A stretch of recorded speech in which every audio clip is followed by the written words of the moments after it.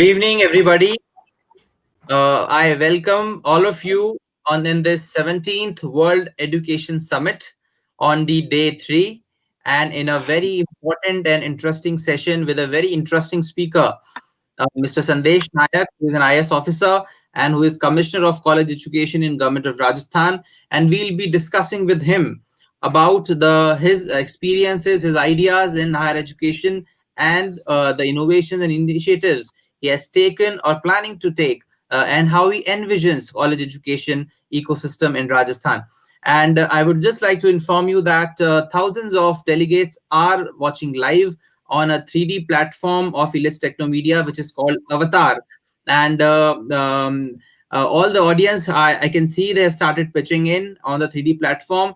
And I request you to keep asking questions so that we can make this interaction more and more interesting. And to inform you and about more about World Education Summit, and to explain you more about the event, and to start the introduction and to welcome Mr. Sandesh Nayak, I request Dr. Ravi Gupta, who is CEO of Elets Technomedia Private Limited and the founder and CEO, to please welcome Mr. Sandesh Nayak and introduce us more about World Education Summit. Dr. Gupta, please. You're on mute, Dr. Gupta.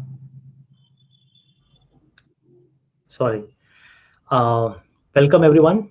I am Ravi Gupta. I am CEO and founder of Elets Technomedia Private Limited, and I'm also editor-in-chief of a magazine called Digital Learning.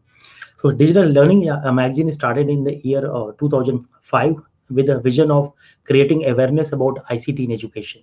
So 15 years back, the awareness was very low, and even in the uh, private schools or private colleges, this awareness about usage of IT in education was very, very low. But it has grown tremendously over the 15 years. And due to the COVID situation, the changes have been dramatic. We all are like seeing that education has gone virtual, gone online, and today both higher education and school education is happening online.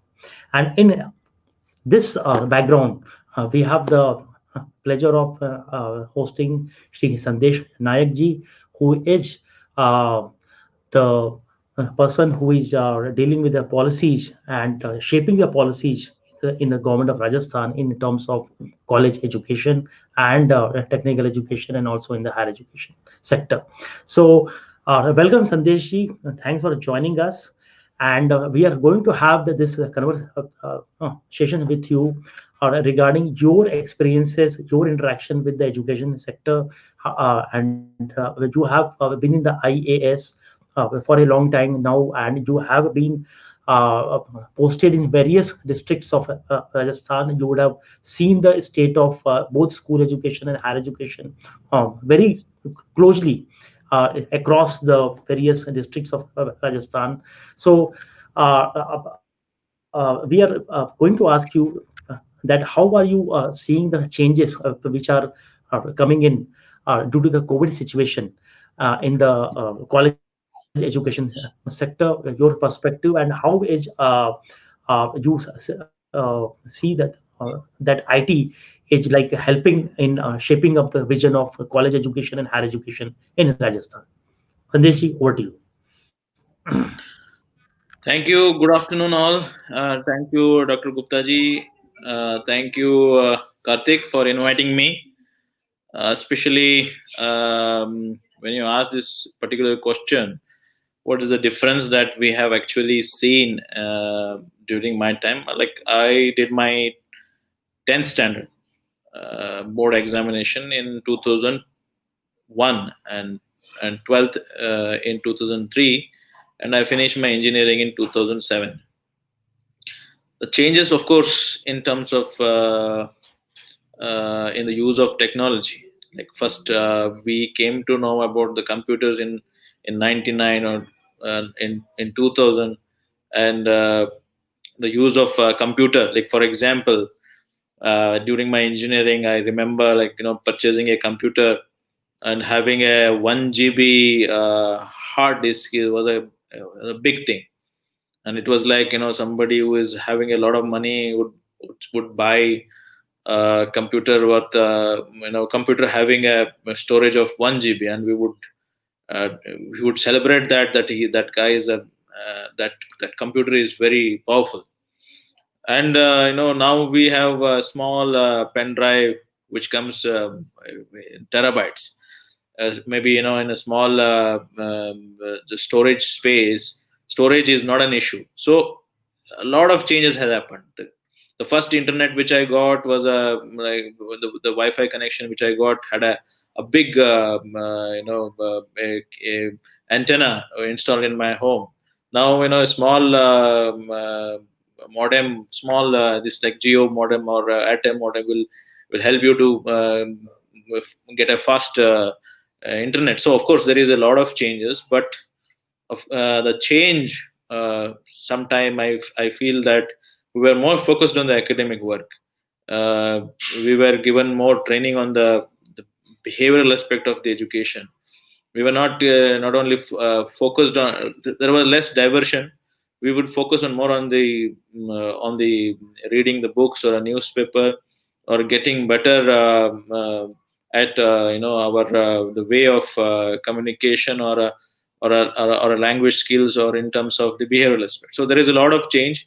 But what I see is that, of course, with the advanced technology and availability of the resources, there was a, बोलते हैं ना कि अतिवृष्टि और अनावृष्टि उस time में हो सकता है. Materials, जो availability of materials, like very limited. We would look for which books to read and all. Now if you go to YouTube channel, you have all type of things explaining to you, and there are so many apps and other things available.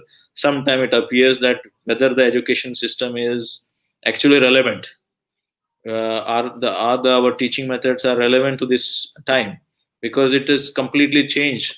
The availability of information has definitely made the normal education system, where the teacher coming to your class and teaching you, has made it relevancy a question.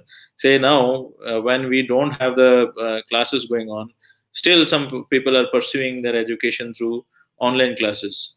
So it has actually disrupted the way we think about the education. So definitely there is a lot of changes, and COVID-19 will definitely redefine the way in which we pursue the education system.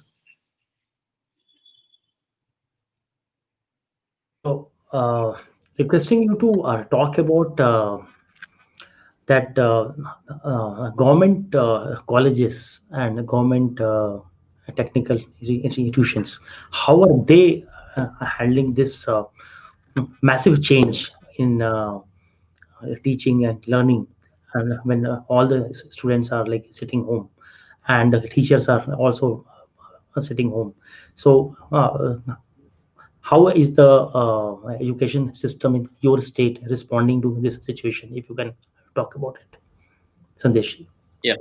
Ji. See, first of all, we made sure that, see, we are actually catering to a different type of students. Say, when you talk about the IITs or NITs or engineering colleges of or urban areas, they have a different set of students. But our students basically are rural folks, and they have a different needs and different skill sets.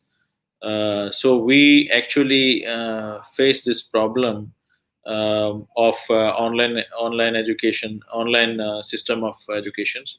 We thought that we don't have that student base who have the computer at their home or the mobile at their home, but they will get access to internet once in a while. So we use the simple system of WhatsApp groups, and also the YouTube channels. Now if you go to the YouTube channels, you get channels where they cater all the needs of all type of education system. Even the IIT, sometimes they use the YouTube to for the making it available, making it accessible to all the students. So we have used the simple method of creating YouTube channels like as per the colleges, and then the teacher would make a video of not more than 15 minutes, so that the attentive period of the student should be captured, and also the notes which they usually use to give it to the students, we made it available. Then we thought that we need to engage the students, so we kept on engaging them through different Google forms where the questions were asked and all. They have been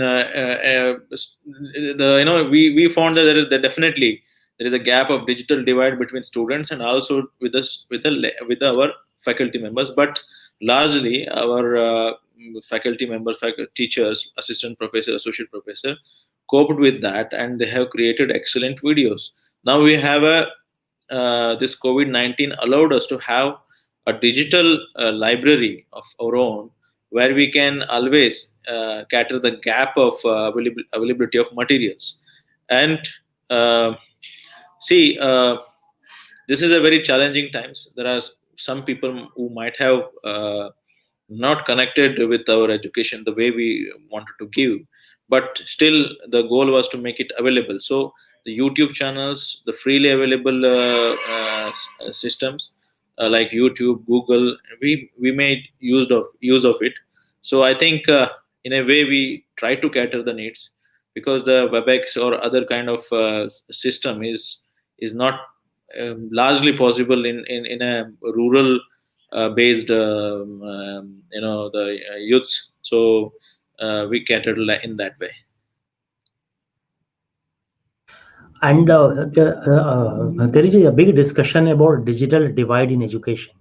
And as you mentioned about your state, Rajasthan, there is a big area which is like a rural area, and there are students who are in the rural areas, and they have their own set of challenges, both in terms of access to right devices, computers, access to connectivity, which is a big challenge in the country as a whole.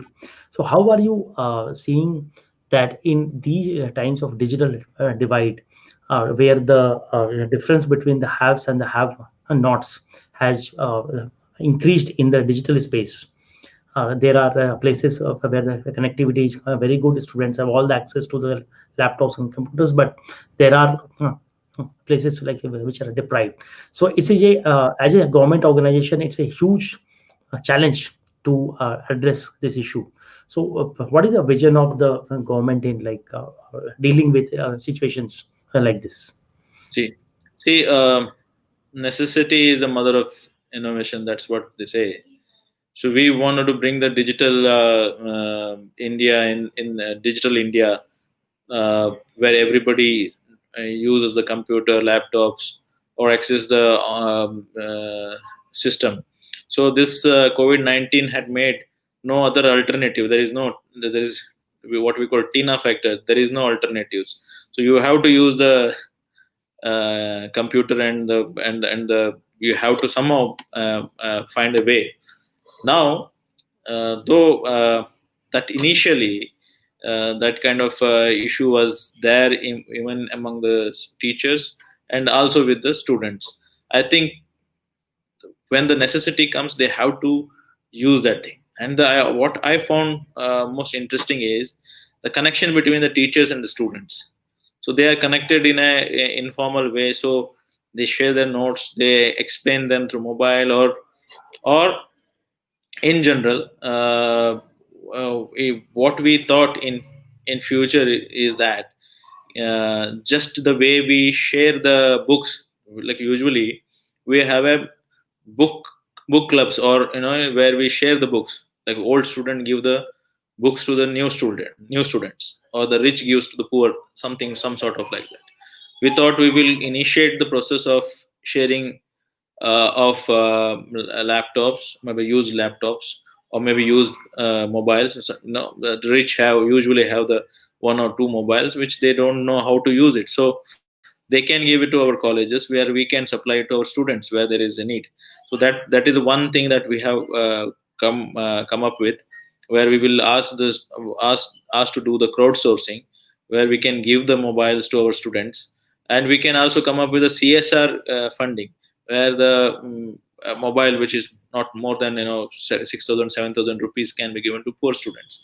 There is a need, and people, when comes to there is a need of entertainment, they actually find a way to find an entertainment. So similarly, when there is a need to go get an education, they will definitely find a way to get the mobile, and they will find a way to use the mobile. This kind of crisis situation actually helpful us to change our attitude, change our behavior. So I hope this crisis, this COVID-19 situation, will definitely bring a larger changes in the way in which we approach to the technology and use of technology. Let me request my colleague Karthik to ask the question, please. Yes, sir. Sandesh ji, I would like to ask you that how do you see the role of industry and the stakeholders outside government to work with government and participate in the development of this college education ecosystem? I've been knowing that you have done some MOUs also in this respect. So See, how do you see it? what are the what are the main goals of the education, of higher education? Why do they come to higher education? Why do you go to higher education? There are only two outcomes. Maybe you can say three outcomes. Maybe, but largely there are only two outcomes. One is higher studies. Second one is employability. Third one is that you simply get education just because you want a degree. So what I can say that there are two desired outcomes. One is higher studies. Second one is employability. You either go to get an employment after degree, because most of the system asks for a degree, or some sort of degree is required. And then if you get a degree, then you go for a higher education. You go for a PG, or you may go to for MPhil, or you may go for a PhD, or you may go. That's the two desired outcomes. So what I see, what I perceive out of the higher education is, we have to create an employable society. So the problem is that we don't create an employable students. The students who are, or the resources who are not employable. See, in International Labor Organization defines employability as the presence of skills, knowledge, and competencies that enhances a worker's ability to secure and retain the job, and progress at work, and cope with the changes. That is the definition. The individuals are most employable. They go further when they have broad based education and training, basic and portable high level skills, including teamwork, problem solving, information and communication technology, and communication and language skills. These are what necessary for a student, or a person to get employable and to retain his job. So this is what I think we missed in most of our this thing, in the education that we used to impart. Basic uh, language skill, basic behavioral skills, and a proper turn up would make anybody employable anywhere. So seeing that we need to provide all these skills, we have come up with a way in which we groom our students. So we found we have signed some MOUs with the triple IT quota, and we have signed some MOUs with the NGOs or the business partners who actually do certain things which make our students employable. So, like for example, what we thought is that, see, a student in a generally reads a political science, history, and everything, but along with that, he doesn't have a skill. The skill needs to be made part of the education system. So how we did is that we signed an MOU with Rajasthan Skill University, RISU, and where he will get a skill training, along making a partner with RSLDC. where he gets a skill and he will get a degree out of it. Say for it may be a mobile repairing, or it may be for a girl it may be a beautician course, or a any skills that you generally imparted by this skill development corporation. So we thought we will, along with our education system, that person will add up a skill course also, and we have tied up with the with the NGOs or the industry partner, where he will also impart the knowledge. We have come up with MOOC courses, massive online open courses, where the courses like wildlife and naturalist. So that kind of courses will give you a lot of employable skills. Rajasthan being the being having a lot of national parks can provide a lot of employability to somebody who has a wildlife knowledge. This kind of mixing and we are trying to bring that into our curriculum. It's not as a part of the main curriculum, but as an added courses along with RISU, along with the MOOC, or maybe with the private partners. Say, for example, I tell you in my own example, I did my engineering in electronics and communication. So after finishing our engineering, so we will become more employable, or maybe we're employable, or once we join the companies, we need to learn about the Oracle or IBM or Cisco networking.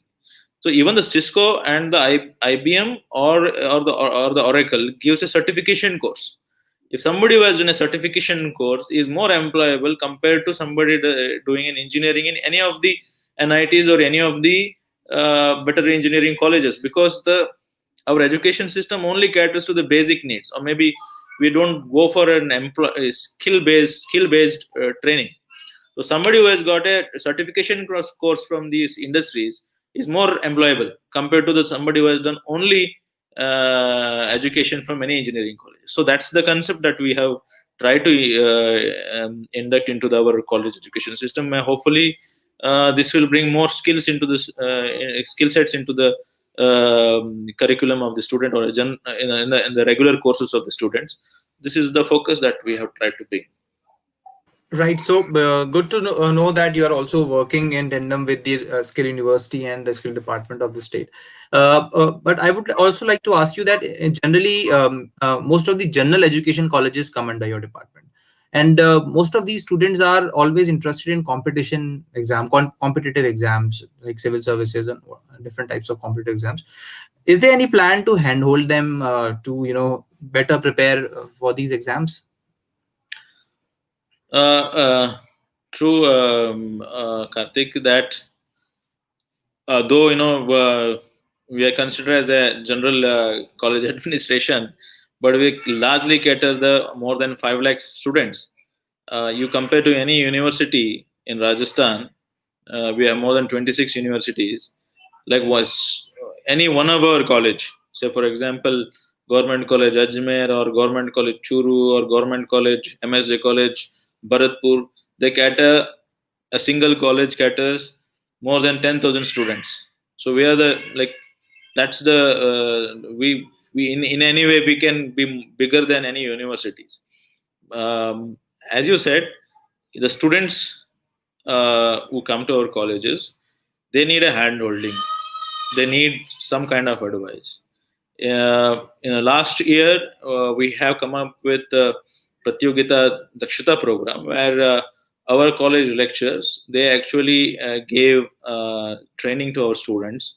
Now we have come up with a YouTube channel called Gyan Sudha Success Sati, where this YouTube channel, through a YouTube channel, we provide preparation to competitive exams, where usually it actually caters three things. One is preparation to the competitive exams, motivation, and career guidance. So usually the basic competitive preparations are done by our lecturers, who are masters, who have great knowledge in their own field. So they teach how to go for particular subjects. they prepare the PPT, and they train the students through their video content.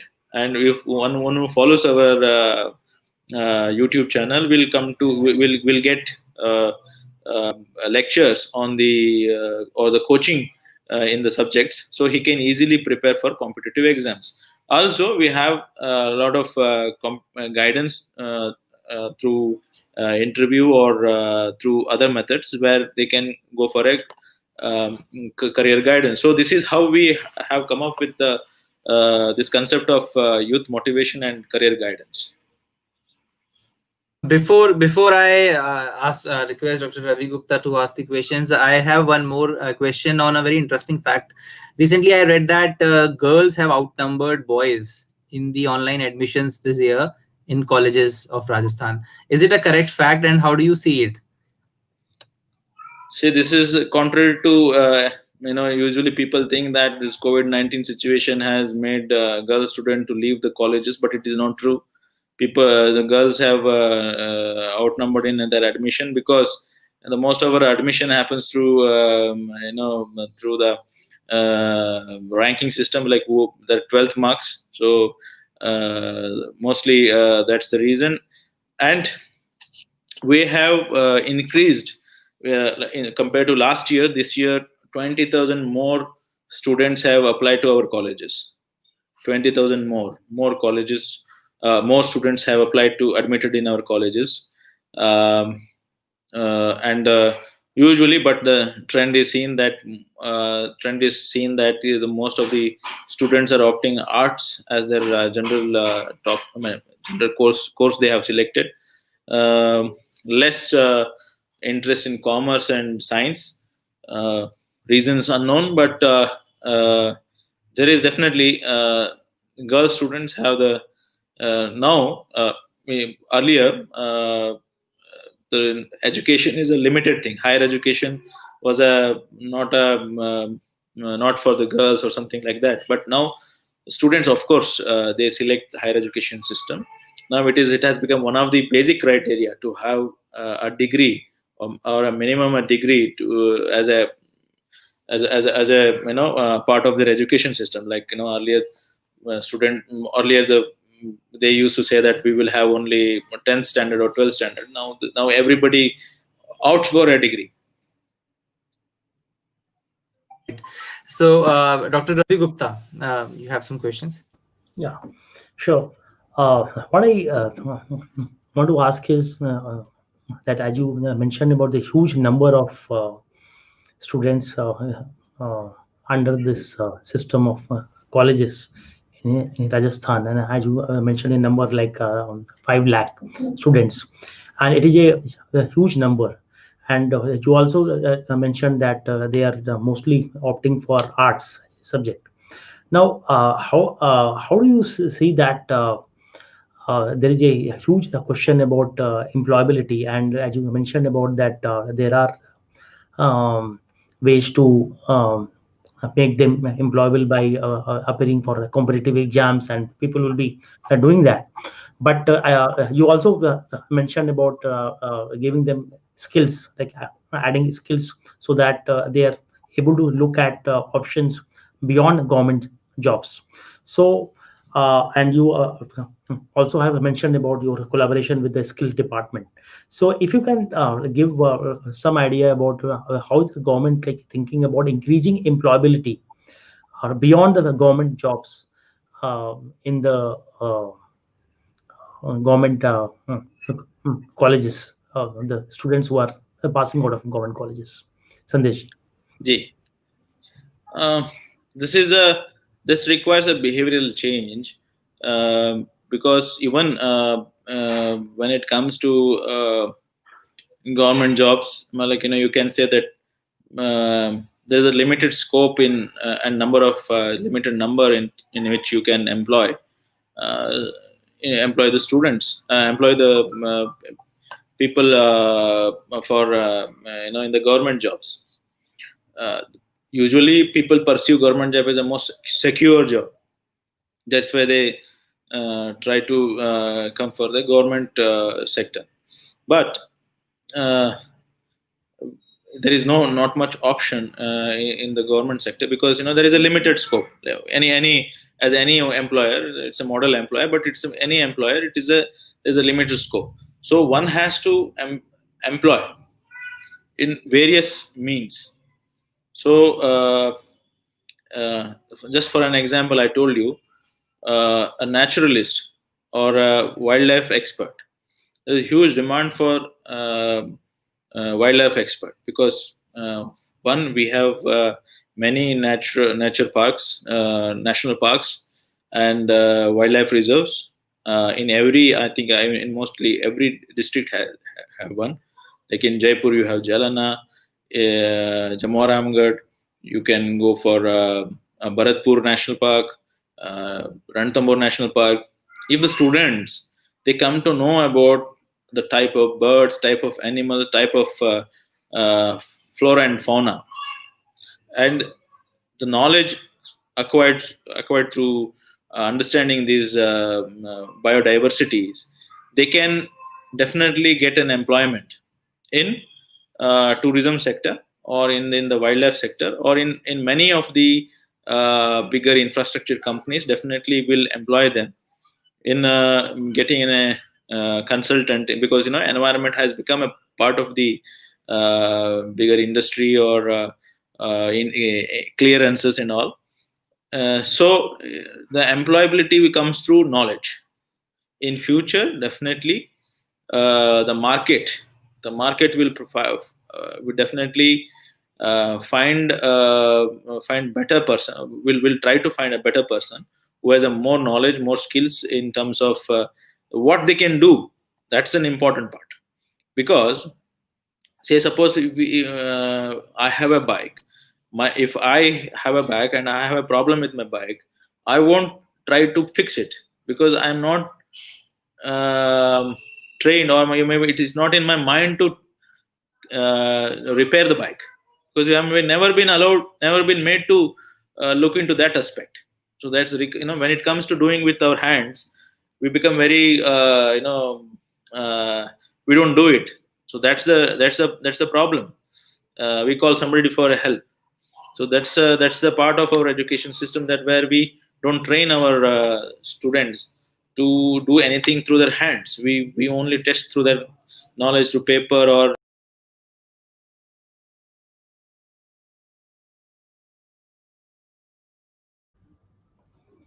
Seems we have just lost the connection with Sandesh Nayak ji.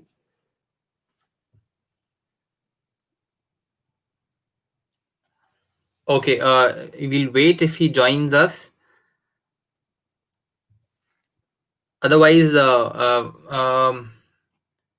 okay, we have just lost the connection. So, Dr. Ravi Gupta, what do you think out of this discussion with Sandesh Nayak ji?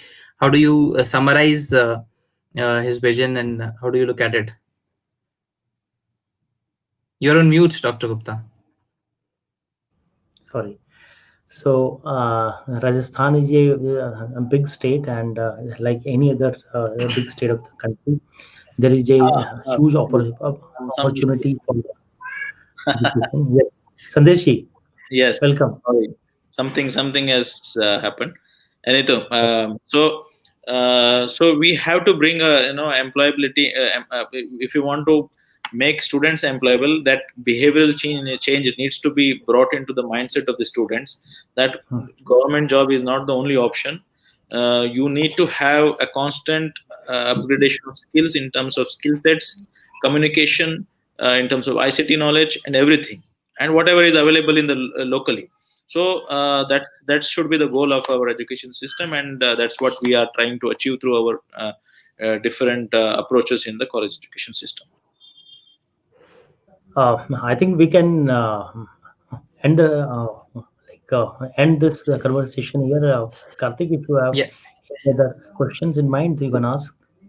Yes, just last, I would like to take your message, because a huge number of youth is watching you right now, sir. And currently, across the world, youth is at times um, there are people who are clear in mind, but a lot of people are also confused. So I would like to request you to give a message of the youth watching you, who are into their higher education right now. My message is to, as the main today we have discussed mostly on the employability and skill and behavioral change, behavioral aspect and all. The technology, use of technology is definitely good. Also, we have increased the accessibility of the colleges. They were compared to last 20-25 years, we have increased the number of colleges. We have the private and government colleges, they've increased in numbers, but the focus on the academics, focus on the education system as a whole, learning is what important now today, because there is a lot of diversions which are available. The students usually go for a shortcut. The shortcut is not the solution. We need to have a broad based knowledge. We need to bring our changes in the way we think. We should have a positive bent of mind. We have to take the challenges. We have to have certain respect towards elders, and we should have that kind of hygiene, cleanliness in our day-to-day life, a basic courtesy, respect to the elders and anybody, and you should have that kind of modesty to towards everybody. This will definitely make us a better students and also most employable. This is what we look if when for an IAS officer or or a company executive, or even in a small peon which we hire. We only look for these qualities. If you have these qualities, the education or whatever the knowledge or a degree that we have, it is immaterial, because you become employable. This is what I say, and keep learning.